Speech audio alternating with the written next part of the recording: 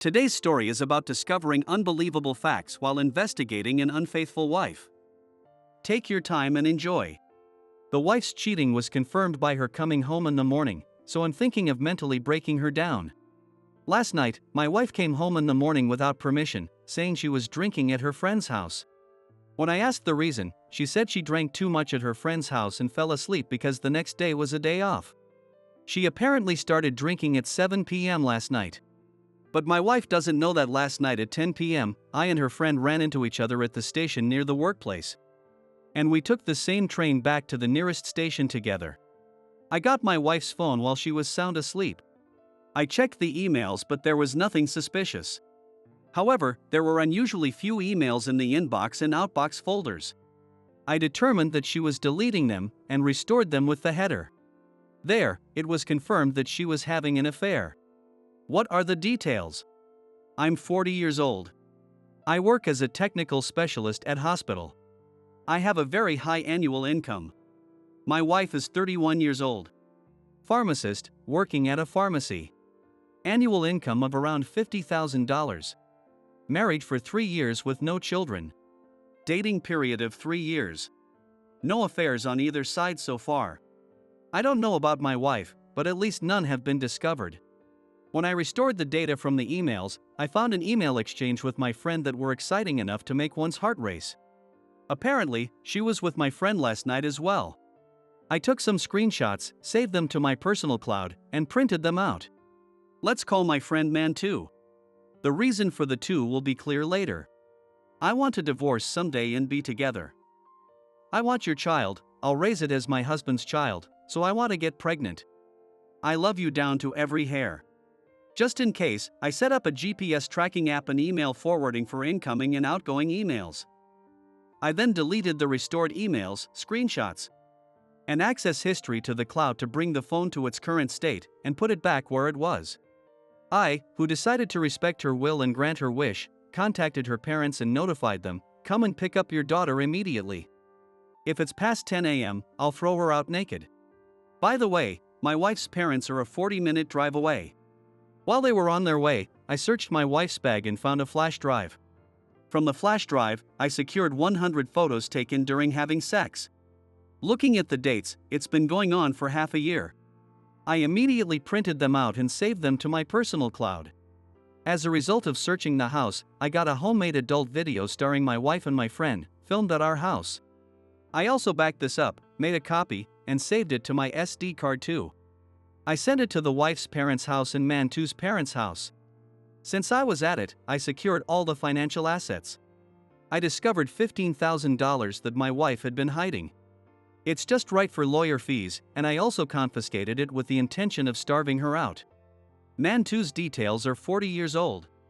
He has a 10-year-old son and has been married for 11 years. He works at a different hospital from me. We were classmates in college. By the way, the hospital where Man 2 works is the one where his wife's parents serve as the chairman of the board. Today, I talked to my workplace about the situation and contacted my boss that I would take a leave for the time being. Then, 20 minutes later, I received a call from the director, who said, "Visit the office of the hospital's legal counsel at 3 p.m. You are a valuable employee, so we will protect you from the trouble," which brought me to tears. Furthermore, I was told that a rented employee dormitory would be prepared immediately if needed, so I decided to take advantage of the kindness. So, I decided to sell our house. So, what kind of punishment? I'll divorce, claim for damages, cut off ties with my wife and Man 2, report to their workplaces, report to his wife, and so on. So, just now, my wife's parents came and took her home. But as soon as they saw my face, they started yelling at me. So I got tired of it and just said, "Please ask her directly," and they hurriedly went to wake up her. Then, she woke up sluggishly, and that's when she started to grasp the situation for the first time. Even though I declared, "Pack up your things and go back to your parents' house," she started making excuses one after another without hesitation. "I'm sorry for coming home in the morning. I'll never do it again. You know, I'm weak with alcohol, so I just fell asleep. I have nothing to feel guilty. I meant it to relieve stress. Work and various things are tough. But I went a little too far. I'm reflecting on it. How dare she say this so shamelessly and nonchalantly? If I had left it like this, she would have continued making false excuses forever, so I said, "That's enough, please tell him." And her excuses finally ended. But now, she suddenly got angry and yelled, "He has nothing to do with this, it's a misunderstanding. And it sucks to call my parents just because I came home in the morning. If you're going to kick me out for this, give me alimony." Then, for some reason, her parents also got angry together, saying, "It's my daughter's fault for coming home in the morning." But this is going too far. You're too cold. So, as follow-up, I just told them, a letter will come from the lawyer, so please receive it. Goodbye, and kick them out of my house. I'm going to sell this house anyway, and I'm going to search the house again tomorrow. So I asked a locksmith to change the locks to prevent my wife from taking anything out of the house. Then, I got a call from man 2. He was saying, "Why do you suspect such a thing? We're friends. It's defamation, let's meet and talk anyway." But I answered, "A content-certified mail will arrive from the lawyer, so please tell them after that," and hung up the phone. They're probably getting their story straight right now. I'm looking forward to seeing the emails being forwarded. Ha! You haven't told man 2 anything yet, right? Does that mean the wife talked to him? Probably. She probably hurriedly consulted with him. By the way, the lawyer said, there is more than enough evidence, so there is no problem with divorce and claiming damages. For my wife, I told the lawyer that I want to demand waiver of property division, $100,000 in damages. Obligation to report DNA test results of the child and the wife if she was pregnant, and no contact with me. For man 2, I told the lawyer that I want to demand $200,000 in damages. Obligation to report DNA test results of the child and man 2 if my wife was pregnant, and no contact with me. And I also told that I'm willing to reduce up to $10,000 for my wife and $20,000 for the man, but if it goes beyond that, I'll sue them. The lawyer's opinion was, it's quite excessive, but if it's settled out of court, there's a possibility of an agreement. So we'll start with that for now. But if it goes to trial, you won't be able to get that much. It'll be as 1/10 of the original at most. Among other things, while examining the evidence at the law firm, photos that appear to have been taken in a private room inside the hospital where man 2 works were found. My wife works at a pharmacy in front of the hospital where he works, so it seems they sometimes used a hospital room instead of a hotel. When everything is revealed, they will probably be held responsible for supervision. The day after tomorrow, content-certified mail is scheduled to be sent to the wife's parents' house and man 2's parents' house. Since it's going to be getting a lot of phone calls and emails from my wife, I bought a new phone and changed the contact information to the new one for everyone except her and man 2. So, this is the email that was forwarded to me. I apologize if anyone was offended. Hey, this is bad. My husband might have found out. I was kicked out of the house. Did you tell anyone about our relationship? There's no way I would tell. But how much did he find out? I'm telling you, I was kicked out of the house. I was suddenly woken up by my parents. Parents? Why were you woken up by your parents? Weren't you shown any evidence, like a report from a detective agency? Apparently my husband suddenly called them in the morning. Evidence wasn't shown, but he said a letter would come from a lawyer. He's crazy. He's just probing, don't worry. You think so? But that's how I feel too. Don't worry, I'll try calling him. I love you. Thank you. I love you too. I knew it, your wife contacted man 2. Why are they both so confident? The followings are emails after he called me. I tried calling. That guy, he only says to tell the lawyer. What? Does it mean he really hired a lawyer? No, if he really did that, he would normally say the lawyer's name. It's probably just a bluff. Oh, I see. That's lame, he's trying too hard. But just in case, it's better not to meet for a little while. What? That's hard. Why? You know why. Stupid. You lewd woman. But your heart and body belong to me, right? Of course. But don't cheat on me during that time, okay? Yeah, of course. Also, make sure to delete those photos, okay? Get rid of the DVD too. Yeah. I brought the DVD too, so it's fine. They haven't seen this, right? If they had seen it, they would have brought it out and said something. They can't say anything because they haven't seen it. I told them that suspecting without reason is defamation. You're really reliable. I really like that about you. These guys are idiots. There was a little progress, so I'll report. My wife tried to get in the house while I was at a nearby family restaurant. Since the locks had been changed, she apparently tried to break the glass to enter. And she was easily caught by the security company and they contacted me. But I purposely ignored it. If I ignore it, they can't confirm that she's my wife. In that case, I thought she would be handed over to the police, and sure enough. It seems the security company can't do anything similar to an interrogation, so for the time being, they turned her over to the police. It probably won't lead to a crime, but she'll be blushing with shame. If she was so desperate, does that mean there was something she really needed to get back? She came to retrieve the money she had hidden. I've already used that money to pay the retainer and I'm eating steak at the family restaurant right now. After that, I went to the police.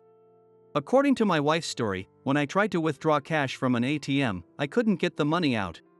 So I went home to pick up the money I had hidden in order to make various payments. Then the locks had been changed, and in a panic, I broke the glass. Of course. I changed the PIN for the bank account today. I told them I had no knowledge of the money she said she had hidden. I didn't become the guarantor.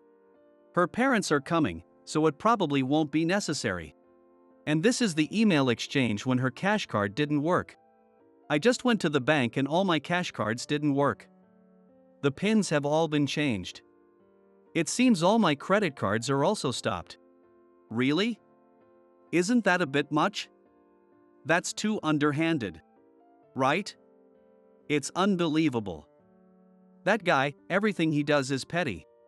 Well, it can't be helped, right? That's why he can't get promoted.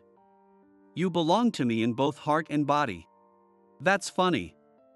That guy really has no charm, right? I feel very comfortable listening to you. I'm not negligent at all. There's no way any definitive evidence will come out. But what if a lawyer really shows up? Of course we'll hire a lawyer too, right? But how will you explain it to your wife? I'll say that guy is making false accusations using a lawyer, so I'm hiring a lawyer to deal with it. What will you tell the lawyer? Will you say you're having an affair? No way I'd say that. If there's no evidence, it's not an affair or anything. It's just a delusion. Yikes. That guy's going to cry. I don't mind. He's already a little crazy anyway. Poor thing. I might feel a little sympathy for him. What? You're not devoted to me? As a romance partner, you're better, but when it comes to marriage, isn't the honest guy more realistic, is it? Are marriage and romance different? They are. That honest guy is just right as a marriage partner. You're an extramarital love, so my body and heart belong to you. Ha! But then why do you want my child? Wouldn't an honest man be better? Because if it's his child, it seems like it would be hard to raise. It is going to be a petty person. You're choosing the DNA. That's right. I'm going back home now to pick up something I forgot. You forgot something? Did you leave the DVD? Didn't you say you brought it? That's bad. Go to get it back ASAP. No, I'm going to pick up the $15,000 I saved little by little from his salary for childbirth expenses. Among other things. I see. You're a cruel woman. We've been having a great time with his salary. We still need him to work hard. And from here on, it's after returning from the police. I went to the house and got taken to the police. What? Why? I was waiting in front of the house for that guy to leave. Then, when he went somewhere, I tried to go inside, but the key wouldn't open. He changed the locks. Isn't that a bit too much? Right. I got mad, so I tried to break the terrace window with a potted plant, and then the security company rushed over and it was a big mess. Wow, it was a catastrophe. But why the police? I don't know. I said I was a resident here, but that guy wouldn't answer the phone, so I was taken to the police in no time. What is that guy doing? But were you okay? I'm fine. That guy did come to the police, but he refused to be the guarantor. That's cold. That guy has always lacked human warmth. Well said. Ah, but I couldn't retrieve the $15,000. Well, it can't be helped. It was his money to begin with. But there's something I really want to get back. What? Something dangerous? Various things from my ex-boyfriends. I absolutely want to retrieve them, but do you have any good ideas? How about we both go barging in tomorrow, and while I'm talking to him, you get them back?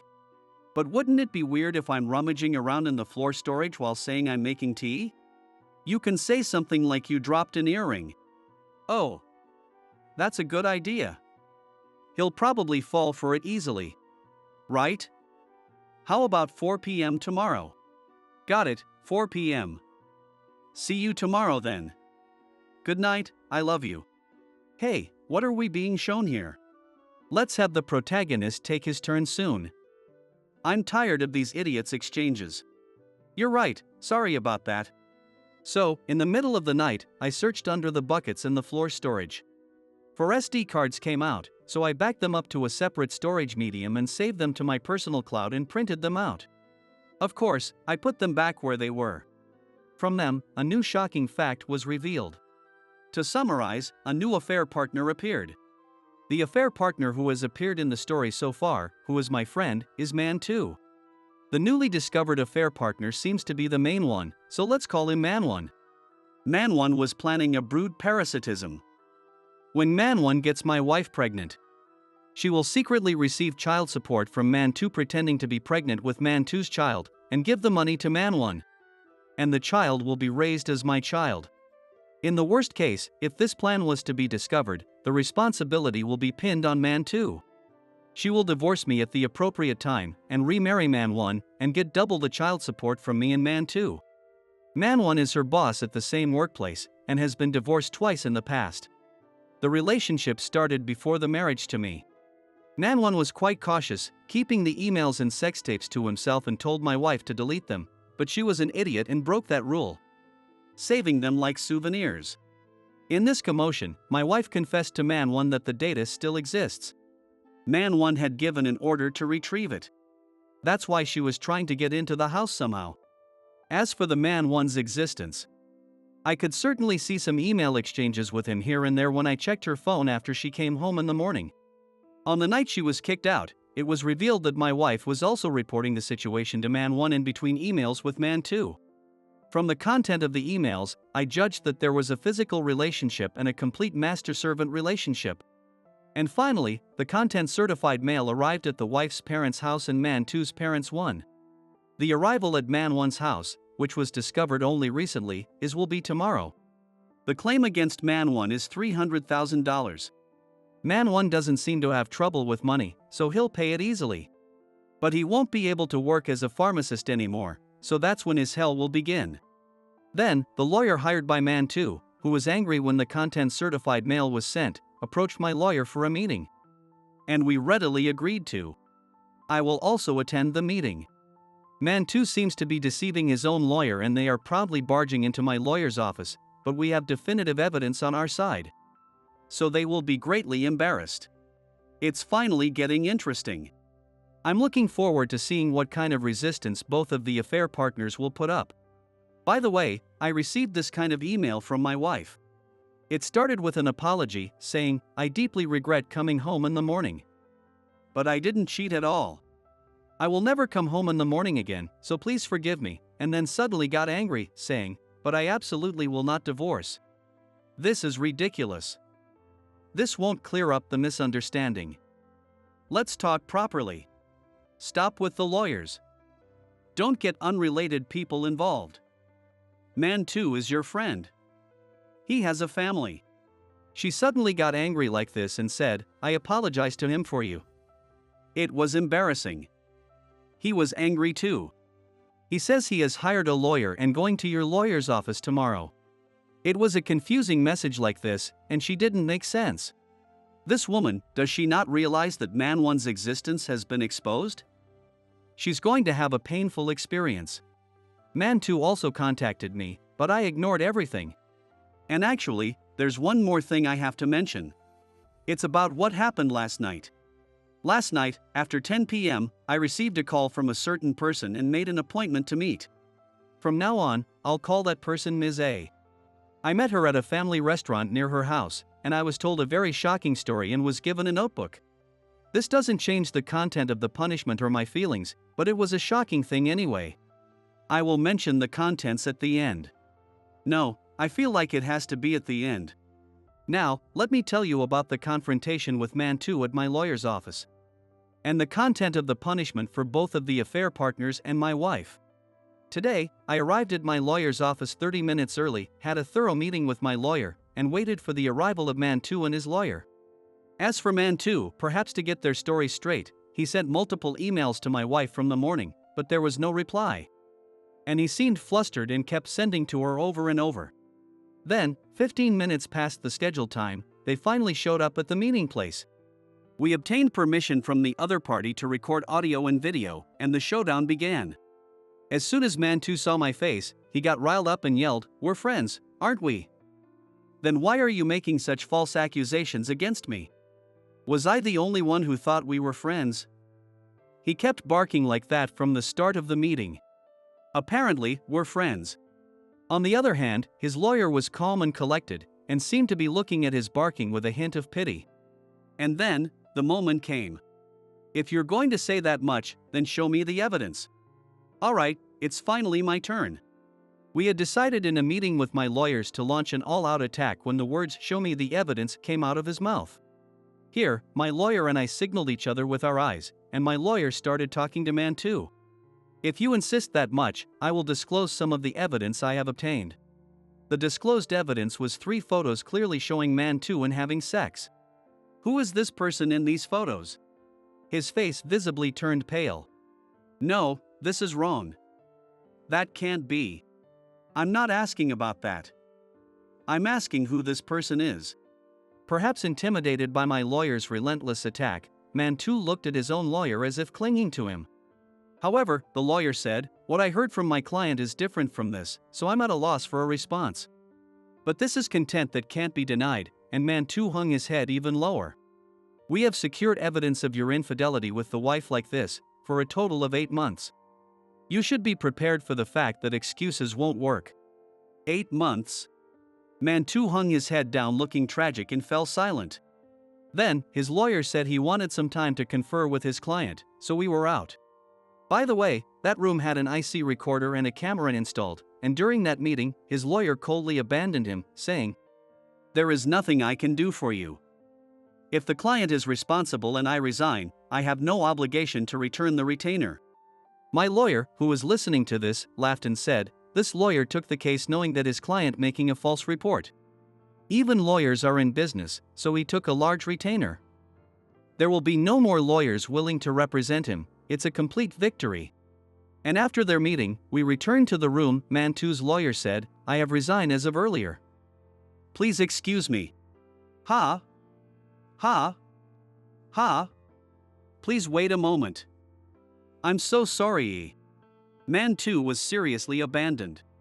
He desperately chased after the lawyer, but he left with a flourish. Now, about the consolation money. My lawyer continued to attack Man 2, who was half crying. "I'll pay. But $200,000 is too much. Can you do something about it? We are demanding $200,000 in damages to our client for the divorce caused by your infidelity.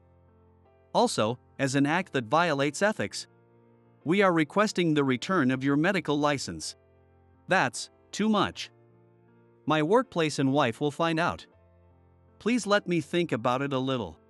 That's fine, but don't forget that this is still pending. And please don't try to resolve this through violence. If you do, we will make sure you fully understand your foolishness with our best. Yes. And please refrain from contacting his wife at all costs. Going forward, we will be interviewing you and her about the details of the infidelity. And if you try to get your story straight, we will determine that there is no remorse and proceed with a lawsuit. Yes. I couldn't help laughing at how my lawyer was completely victorious. I also joined in a little. You can't get in touch with my wife, right? Let me tell you something good. Other than you and me, she has a main man called Man 1. Ha? What? Ha? You see, she slept with you under Man 1's instructions, and while raising Man 1's child as my child, she planned to get the child support from you, saying it is your child. What? Ha? What? He seemed surprised and confused, so I disclosed the evidence of Man 1 and my wife's affair, and he was stunned. Her heart and body didn't belong to you after all. Why do you think you became the target? I don't know. I had no idea about that. I told a certain fact to the trembling man too, and upon hearing that, he broke down in tears. I guess I was excited and dealt an additional blow. Ah! Man 2 screamed upon hearing that. And so, the confrontation with Man 2 at the law firm ended. At the same time, I lost a college friend.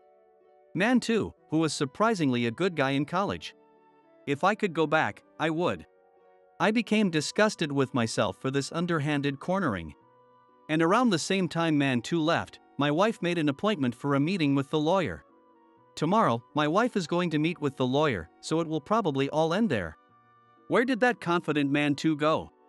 The reporter's lawyer was too invincible. So, what's the fact that made Man 2 go crazy? I'll tell you the reason why Man 2 became the target. First of all, when his wife was single, her boyfriend was Man 1. However, I heard that she was opposed by her father and they tearfully broke up. After that, Man 1 apparently became desperate and got divorced twice. On the other hand, I was the one who introduced Man 2 to the broken-hearted Man 2's wife. Not knowing these circumstances, when I went to my wife's workplace where Man 1 was, I talked about the private matters of Man 2 and his wife, who seemed to be getting along well. I had no idea the person himself was right in front of me, and I even talked that there seems to be a boyfriend who was dumped. And how unfortunate that is. That was the biggest reason why Man 1 targeted Man 2. It seems Man 1 wanted revenge on Man 2. All of this and what I'm about to say was written in the notebook handed from Ms. A, who contacted me the night before. Apparently, that was written by my wife, but I don't know how much of it I can believe. My wife seems to be mentally controlled by Man 1, to the point where she has a panic disorder if she goes against him. She loves me and doesn't want to betray me, but she can't go against him. That's why she kept taking birth control pills to avoid getting pregnant. And when Man 1 tried to use a child to get child support, she thought she didn't want to make me suffer anymore because of a child. So she let her relationships with Man 1 and Man 2 to be found out. Also, when the relationship with Man 1 started, she was already dating me. The first time they had a relationship was when Man 1 caught a cold, and she went to deliver medicine and was pushed down. After that, she was threatened to tell me, and the relationship continued, it says. By the way, Man 1 admits to that. It's completely an after-the-fact scenario. There's no evidence, it's a flimsy story.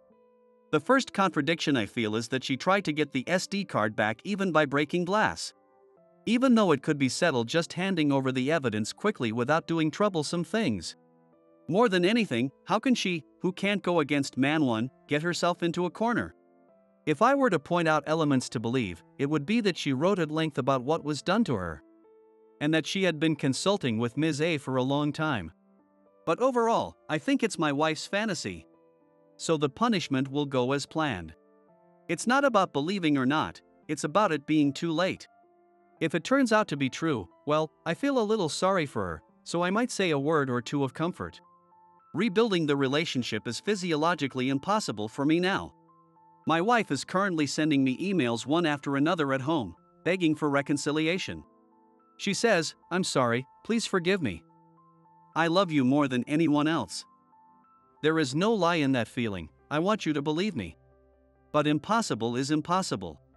Regarding the firing of both of the affair partners and the cheating wife, only Man 1 and 2 will be dismissed on disciplinary action and have their licenses returned. My wife will be suspended for 3 months and have a 25% pay cut for 1 year. Man 2 seems to be getting divorced. After that, an agreement was reached for the two men to return their licenses. However, I have one thing that I can't forgive. Although I wasn't present at the scene, apparently man 1 was talking to my lawyer and laughing. I'll pay the money. I'll humbly accept the disciplinary dismissal. I'll return my license. But still, my revenge on man 2 has succeeded. He reportedly scoffed and said, "I have no reason to have a license and money anymore." After that, man 1 was taken to my law firm and questioned in detail. Regarding the consolation money, he promised to pay $150,000 from his savings. And the chairman of the board became the guarantor only for that portion. He said he would transfer the remaining $100,000 to the law firm on Monday. As for my wife, I'm thinking of punishing her based on the fact that she had sexual relations with others, regardless of the content. Divorce, alimony, and restraining order are specifically non-negotiable things. Returning the license is originally a voluntary act, so it's not something for me to comment on. I'm planning to be flexible there. And as for the story in the wife's notebook, there are no lies in the content, and from an expert's perspective, it seems to be rational behavior and thought process that can be understood, so I decided to believe what she's saying. But I can't continue as a married couple, and I can't continue as friends either. That's the conclusion I reached. The wife's parents attended the negotiation with my wife and bowed deeply in apology, but they said, "Can't you reconsider the divorce? Our daughter is so hurt." They don't seem to have much awareness as the perpetrators. And I finally received the divorce papers. The long battle has finally ended. My wife cried and screamed, refusing to divorce, but when I told her my honest feelings in front of her, she finally quieted down and said, "I'm sorry. I'm really sorry," and accepted the divorce. Well, she seems to be quite mentally damaged, but I can't take care of her anymore, so goodbye. I'm planning to submit the divorce papers when the wife's mental state has calmed down. I don't want her to do anything dangerous. As for the timing, I'll take into account reports from her parents. I'm tired from all the things that happened, so I'm going to bed for today. Good night. You got caught up in a troublesome situation. I'm more worried about your mental state than the wife's. Anyway, get some rest. Forget about the wife and both of the affair partners, thoroughly erase them from your brain. That concludes the story of a poor man who was jerked around by two affair partners and became physically and mentally exhausted.